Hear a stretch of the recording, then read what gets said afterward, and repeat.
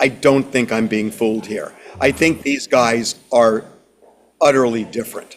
And what they did was horrendous. I mean, what they did was horrendous and inexcusable.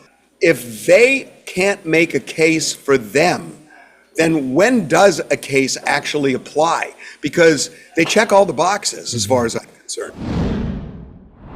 Big Boys Neighborhood, beautiful day in the neighborhood, ladies and gentlemen. My partner in crime. Tell him, dog. All righty, now straight from TMZ, ladies and gentlemen, Harvey Levin. Welcome back to the neighborhood, Harvey. He's a lawyer. Hey, big boy. How you doing?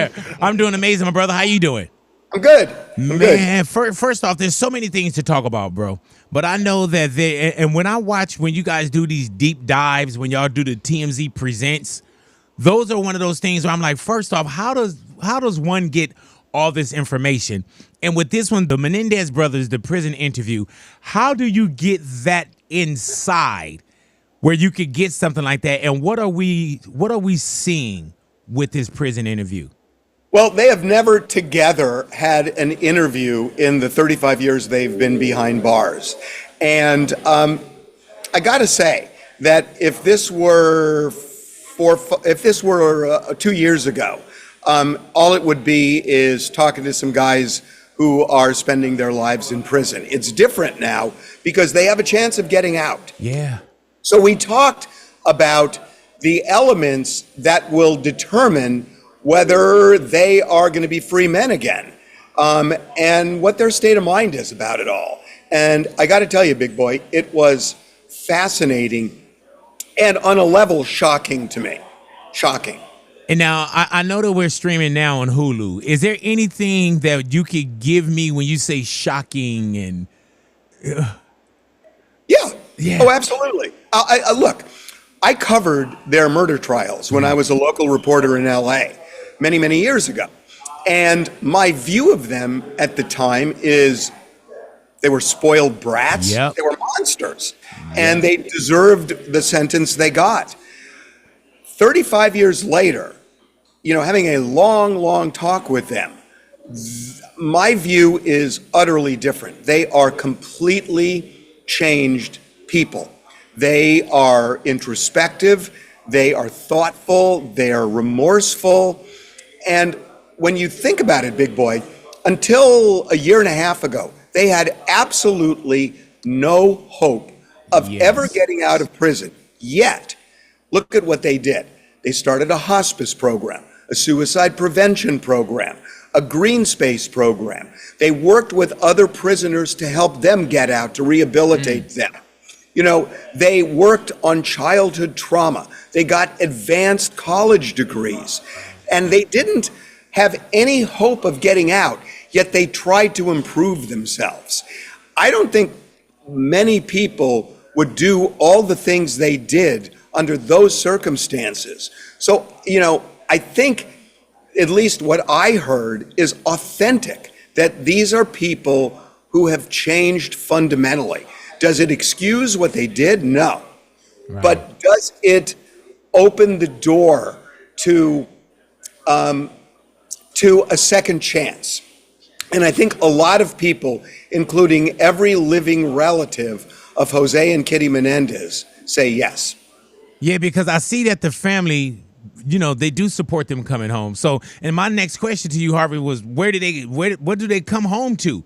But I guess that they would come home to family and of course a lot of interviews, you know what I'm saying? But you said that after you sat with them, you started to view them a little different. Not a little. Okay. Fundamentally. So let's say you didn't interview them and you didn't give us you didn't get the insight that you're giving us now. A month ago, would you have thought like, they're still the same guys? Or because I've been seeing the changes within the last year and a half, just the way that we've been seeing, their names pop up, the possibilities of. But a month ago, would you had said the same thing that you're saying right now? Probably not. Right. But you only know what you know. Mm-hmm. And, now it's going to go to the parole board. Governor Newsom has ordered the parole board to conduct a review. And so they know, and they're going to have to make a decision on two issues. Are they rehabilitated, and do they pose a danger to society? If the answer is they are rehabilitated and they do not pose a danger, and they give that recommendation to the governor, it seems to me the governor the die is cast, and the governor is going to let him out. Why would he order the review in the first place? If it comes back positive for them, how is he going to say, well, no? Why would he have done the review to begin with? So I think if they get a positive review, I think they're going to be free men. Hey, Harvey, paint the picture of what that looked like in this room, sitting together. I know that there's trailers, and now you could watch the stream on Hulu. But what did that feel like? Not just securing the interview from the prison with Menendez Brothers, but actually being there. Like, are you guys in the same area? No, we did not do the interview from the prison. Gotcha. I can just say that, well, there are certain things I can't say just in terms of the preparation for the documentary, but the interaction that I have had with the Menendez brothers was very long and deep. And I'm not one of these people who will just automatically believe what everybody says. Right. We're both in a business where we don't necessarily believe that. And I am capable of being fooled. I don't think I'm being fooled here. I think these guys are utterly different. And what they did was horrendous. I mean, what they did was horrendous and inexcusable. But, if there is any room for redemption in the prison system, which I think there should be. I mean, the law allows it. The law allows resentencing even for somebody who gets life without parole. The law allows clemency. And as long as the law is allowing it, if they can't make a case for them, then when does a case actually apply? Because they check all the boxes as far as I'm concerned. Do you feel, Harvey, that they will come home? I do. Yeah, I do. same. I don't know that they will through the court system with this resentencing. But I do think, based on what I know, that the parole board is going to give them a positive review. And then, it seems to me Newsom, by opening that door, is going to then blow that door open for them if he gets that review that I think he's going to get. So I do think ultimately they're going to be free men. Hey, man, and it's wild because when you fast forward to today, and of course on the rewind, and we do speak about how horrible the murders were. You couldn't get away from it. It wasn't like we had all these streaming services and 50 channels and everything like we have now. So it was right there in front of you, and they painted such a picture. And also, coming from LA, you'll see these guys. I didn't know what Calabasas was. You see these kids getting Mercedes Benzes. So of course, I wrote the picture too, like, oh, these spoiled brats, they killed their parents. I would see them crying in court and so on and so forth. But now, watching the story, and I would say that in the last year and a half, just the way they started reliving it on social media. My daughter got very interested. My daughter's 16 years of age, watching things on TikTok, and now she got interested in the Menendez brothers, just the case and everything. So it's very popular today, and I think that there's so many different pieces that put this together, this puzzle of possibly coming back home. Well, yeah, look, I agree with that, but I will also say that there are a lot of people who think they should never get out because of what they did. And I think it's split pretty evenly. And that's why I'm shocked at Governor Newsom, because, look, the guy's running for president in 2028. That's pretty clear. And this is a powder keg for him, because he's going to piss off half the people no matter what he does. And usually politicians who are going to run for president of the United States don't want to take a strong position on something that is divided down the middle. So for him to order a review from the parole board is shocking to me, because it defies the political calculus that presidential candidates always make.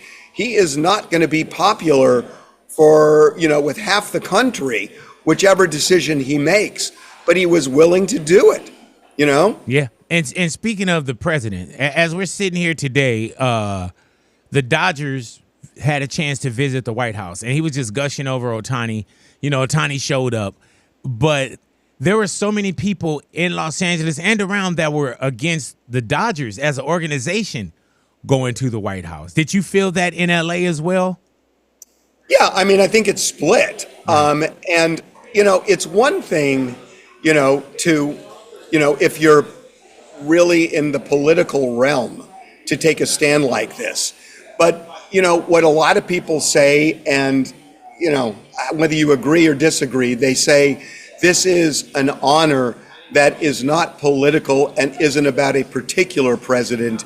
It's a ritual of going there when a team wins. Yeah. So, I can't get worked up either way when it comes to a sports team making a decision.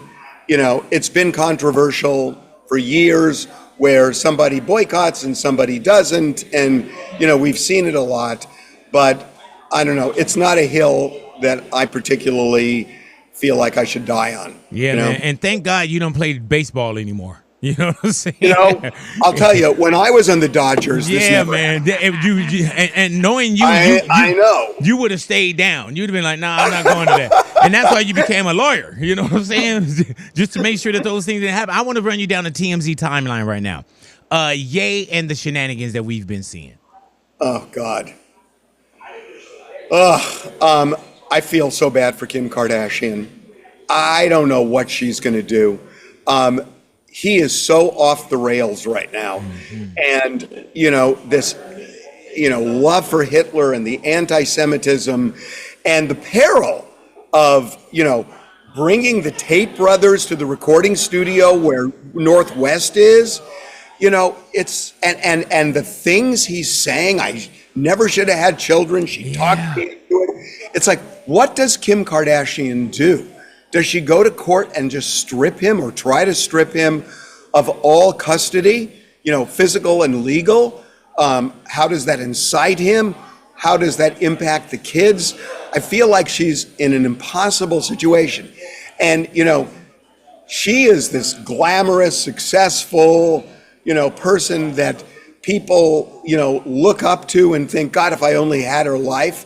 I think her life is a nightmare right now. Yeah, I think it's a nightmare. TMZ timeline, Russell Brand. Yeah, I mean, look, I don't know.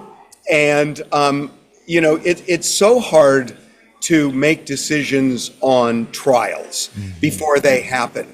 And how many times have we seen a trial where everybody thinks it's going to go one way, they're positive it's going to go one way, and it goes the other way? I mean, in Rodney King, did you have any doubt that the officers would be convicted? In O.J. Simpson, did you have any doubt? That's why, people are saying, oh, Diddy's just done.